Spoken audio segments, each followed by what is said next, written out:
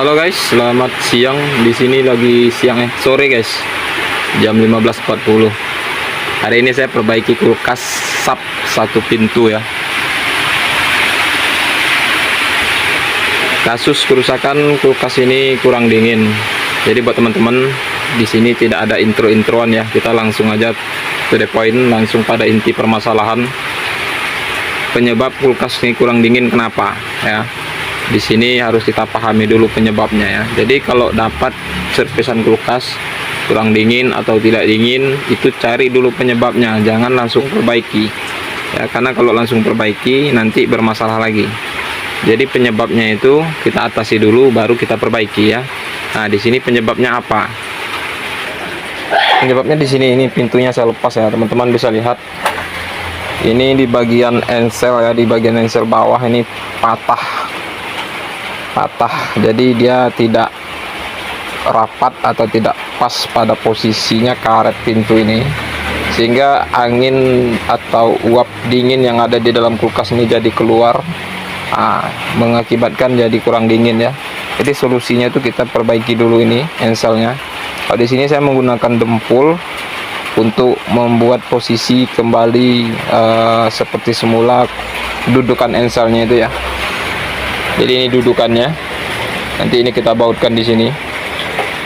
Nah, setelah kita atasi masalah yang ini penyebabnya kita atasi.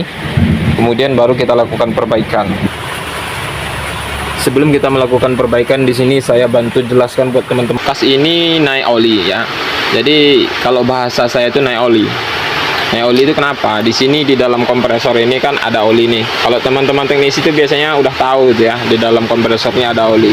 Jadi oli ini naik ke evap atas ke bagian evaporatornya, sehingga sirkulasi freon tidak maksimal ya. Akhirnya dia kurang dingin atau bahkan tidak dingin sama sekali. Jadi cara perbaikinya seperti apa? Sekarang kita lanjut untuk eksekusi. Caranya seperti ini. Pertama ini dibuka dulu. Jadi untuk kulkas naik oli guys, ini filter direkomendasikan untuk diganti ya. Jadi ini kita lanjut eksekusi. Cara saya kerja seperti ini guys, ya nggak mau ribet-ribet sih sebenarnya ya, karena memang nggak perlu ribet juga. Ini kita potong pakai cutter seperti ini, kemudian kita tekan pakai tang, udah seperti ini aja, beres ya. Bagian ini pipa vakumnya, ini kapilernya. Kemudian untuk kulkas ini akan kita plasing dulu. Cara plasing seperti ini, seperti biasa ya. Kita kerok-kerok sedikit.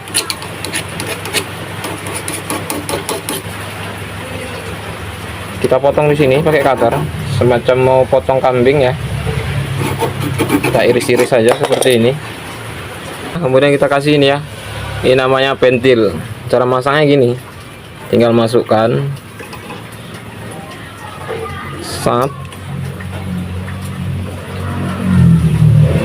Ini kalau kita mau plasing ya guys, seperti ini.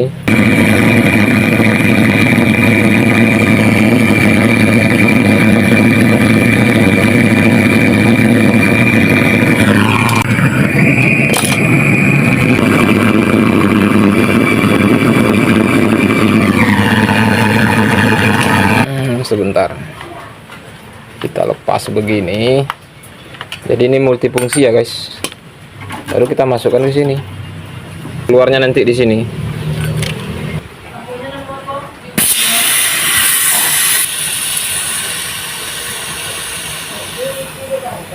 Ini guys.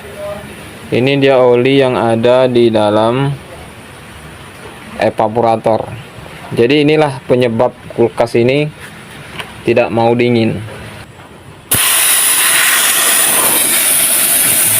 Nah, kalau udah keluar ini gas ya guys, kalau udah keluar gas seperti ini berarti di atas sana udah bersih ya.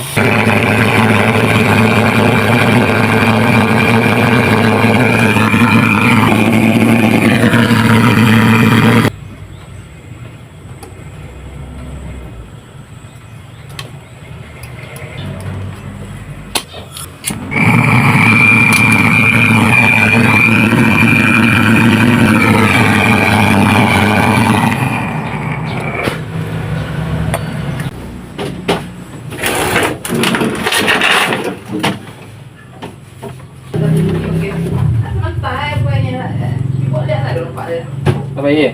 Alah. Dulu ada ya. Sehat.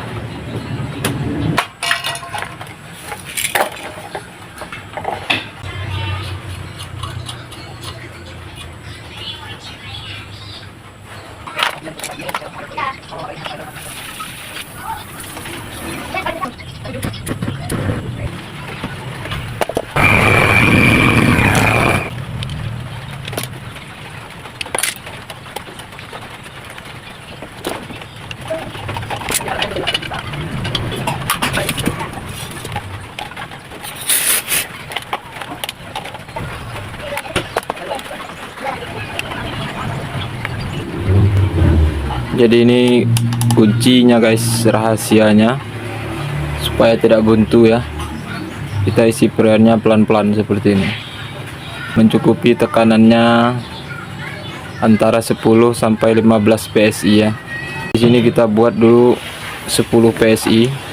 Kalau nanti dia kurang, kita kasih naikkan sampai 15 ya. Kalau masih kurang, naikkan maksimal sampai 20 ya. Oke, cukup. Dapat dilihat di sini saya tidak menggunakan tang ampere ya. Ini kabel-kabelnya tak ada tang ampere ya. Jadi bukan sok senior di sini ya, bukan. Tapi hanya saja memang saya sekarang kalau kerja udah jarang, bukan tak punya tang ampere ya. Saya punya tang ampere nih. Ini saya pakai tang ampere ini umurnya udah tua juga ya. Tapi ini dah jarang saya pakai, sampai baterainya aja udah ngedrop. Yang pertama itu di tekanan, patokan saya seperti itu. Ini tadi saya isi 10 PSI, selang berapa detik dia turun ke 5 PSI ya, karena dia belum bersirkulasi dengan normal ya. Jadi masih dalam proses sirkulasi putaran freon itu antara input ke outputnya itu dia masih butuh proses, karena ini pipa kapiler ini kecil, jadi agak lambat prosesnya di situ ya. Kita harus nunggu dulu. Kita tunggu sebentar, nanti kita naikkan lagi ke 10 sampai dia tuh nggak turun lagi dari 10. Nah setelah itu baru kita tengok hasilnya, apakah dia pembekuannya normal atau tidak. Kalau udah normal berarti udah cukup. Kalau dia masih kurang, bisa kita naikkan ke 15 PSI seperti itu ya guys. Tapi ada juga sebagian kulkas, misalnya kita udah buat di 10 PSI tapi pembekuannya nggak normal, dia malah mencair. Nah di situ ada dua solusi yang bisa kita ambil ya, naikkan ke 15 PSI atau kita turunkan ke 5 PSI. Karena apa?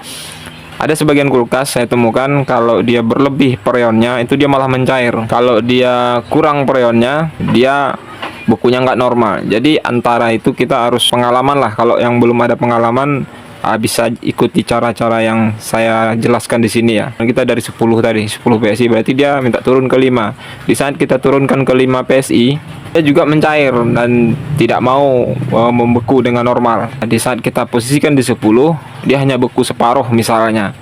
Nah, itu artinya kompresor ini sudah mulai lemah. Jadi ada sebagian teman-teman bertanya, uji press kompresor itu normal kata dia kan, normal di 250 PSI. Nah, sedikit mau saya jelaskan, teman-teman harus memahami setiap kompresor itu dia nggak sama semua, beda-beda ya. Bahkan saya pernah uji dengan kompresor yang sama, spek yang sama, dengan tekanan yang sama, pressnya itu masih di 250-an. Nah, tapi hasilnya berbeda. Kenapa hasilnya bisa berbeda? Nah, di sini terjadi pertanyaan. Sedangkan dia mesinnya speknya sama. Jadi ada kulkas itu misalnya sama-sama satu pintu nih, ada sedikit perbedaan antara ukuran besar, sedang, atau kecil. Jadi dia memang mesinnya sama yang digunakannya itu speknya sama, tapi bedanya ukuran besar kulkas tadi menentukan juga bedanya ukuran kondensornya, karena EPAP-nya juga beda. Jadi di situ harus letak perbedaannya. Kalau ngerjakan kulkas itu perhatikan dulu EPAP-nya, kemudian ukuran kulkasnya. Jangan hanya nengok, oh ini satu pintu, oh ini dua pintu. Jangan hanya nengok di situ. Bahkan dua pintu sendiri, sesama-sama dua pintu itu speknya beda-beda juga, walaupun mesinnya sama gitu. Jadi seperti itu ya guys. Nah, kalau ada pertanyaan lain nanti kalian bisa tulis di kolom komentar, saya akan jawab. Karena di YouTube itu juga ada nomor WA saya, ada di sana. Nanti kalian bisa hubungi.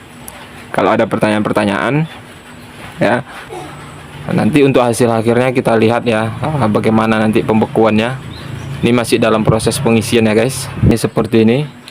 Ini tadi saya posisikan di 10 PSI ya. Sekarang dia turun ke 5 PSI. Jadi kita kembalikan lagi, kita tambah lagi ya ke 10 PSI. Kita naikkan lagi ke 10. Ini saya belum tengok EPAP nih, apa yang terjadi di EPAP. Yang jelas ini tadi saya udah posisikan 10, dia turun karena masih bersirkulasi. Sekarang kita naikkan lagi ke 10 PSI. Nah, ini kita posisikan, dia nampaknya udah diam di 10 PSI ya. Kemudian kalau udah kita posisikan di situ, kita pegang aja bodi samping atau belakang ya. Sebagian kulkas ada yang kondensornya di belakang, ada yang di samping. Kalau yang ini kondensornya di samping, itu udah terasa panas. Kemudian kita pegang ini apa namanya, filter, udah hangat. Ini kita pegang pipa balik. Pipa balik ini cukup dingin aja ya, dingin, sedikit dingin ya, tidak terlalu dingin. Kalau terlalu dingin nanti dia dalam proses sirkulasi itu lama-lama dia nanti bisa ngembun, bisa timbul bunga es di sana ya. Jadi sedikit dingin. Kemudian ini hangat. Nah, itu biasanya sudah cukup. Tapi di sebagian kulkas kalau dia menggunakan EPAP besar, biasa panas di situ. Kalau hangat aja dia nanti di atas itu bekunya kurang. Gitu. Oke guys, nampak ya. Ini di sini saya buat 10 PSI.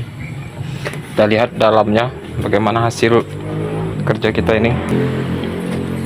Apakah ada pembekuan? Oke guys, sepertinya ada di sini ya. Ini sudah ada bunga es ya, sudah jadi batu ya. Hasilnya sangat mantap sekali. Ini sudah jadi batu es. Ini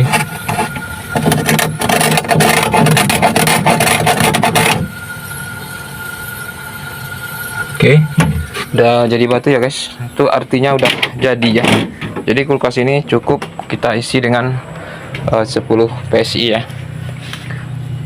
Jadi untuk pengisiannya menggunakan apa, kalian tidak perlu saya jelaskan di sini, tapi kalian bisa lihat ini dari kompresor, selangnya warna hijau, masuk ke manifold. Di manifold 10 PSI ya. Ampere saya nggak tahu karena saya nggak ukur, loss, masa bodoh. Yang penting dingin, beku, jadi batu. Oke, lebih dan kurang mohon maaf. Terima kasih banyak telah menonton. Jangan lupa di subscribe ya. Tinggalkan like-nya jika Anda menyukai video ini. Untuk hari ini saya cukupi sampai di sini. Kira-kira seperti itulah guys, hasil kerja dan cara kerja kulkas yang udah nggak dingin kita perbaiki hari ini. Proses pengerjaan lebih kurang 1 jam, mulai dari saya perbaikan pintu sampai nanti tadi proses plasing dan pengisian ulang. Dan alhamdulillah hasilnya udah maksimal. Jadi buat teman-teman dimanapun berada, saya doakan mudah-mudahan sehat selalu, panjang umur, murah rezeki ya, lancar pekerjaannya. Bila mana ada pertanyaan-pertanyaan, jangan sungkan untuk bertanya ya. Tuliskan di kolom komentar apa pertanyaannya, nanti saya akan jawab sepanjang pengetahuan saya ya. Sampai jumpa lagi, bye bye.